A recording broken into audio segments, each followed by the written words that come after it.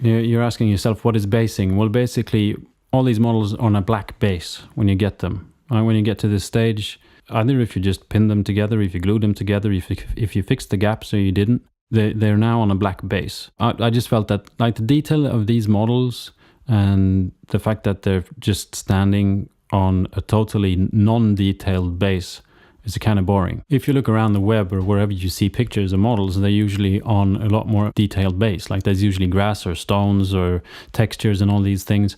And I wanted mine to also have this. I'm going to show you how I did it, but I want to mention as well that, you know, Games Workshop has tons of different textures, structures, whatever you want to call it, bits and pieces. You can buy sort of skulls and all these things, and other manufacturers as well. It's not just Games Workshop that makes things for the world of models. There's other companies like Vallejo that also do textures. So, you know, have a look around if you're into, you know, I really want my model to be on this specific texture. You know, have a look around. I think the biggest thing to have in mind is that these models are really small. And whatever you use, if you go get sand, that's going to be like a bunch of big rocks. It's difficult to find things that where the texture is so fine that it actually ends up feeling like it's in the same world. Anyway, I'm going to go through how I did my bases.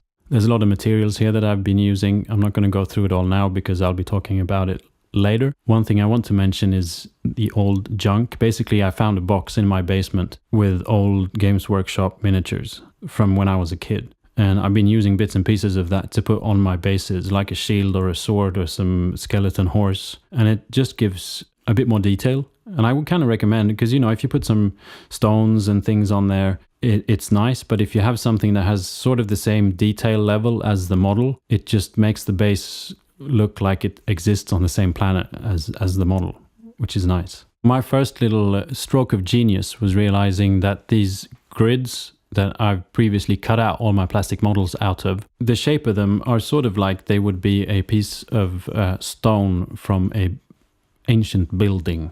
That's what I had in mind anyway. So I just used some pliers and cut out bits and pieces of these from this grid, and I've been using them as stones or rocks.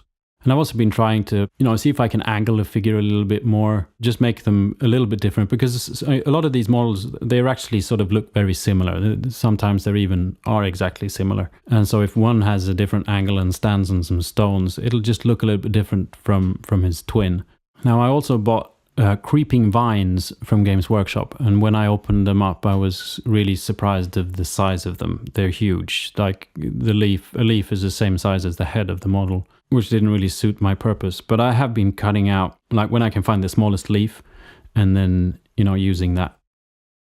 So once I glued all these small stones on, or, you know, for the dude on the base, the huge rocks from some ancient cathedral, I used liquid green stuff over the entire base, basically just to give it a bit more of an uneven structure. Because, I mean, the base is entirely flat.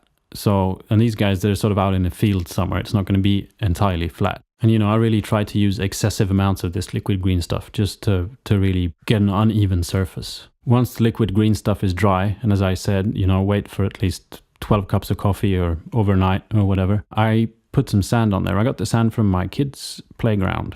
This is going to look like rocks or stones or things like that, and I don't want it everywhere. It's just here and there. Once the sand is dried in place, which is, you know, pretty much instantaneous, the next step, which is, it's awesome. I picked this up online in a couple of places.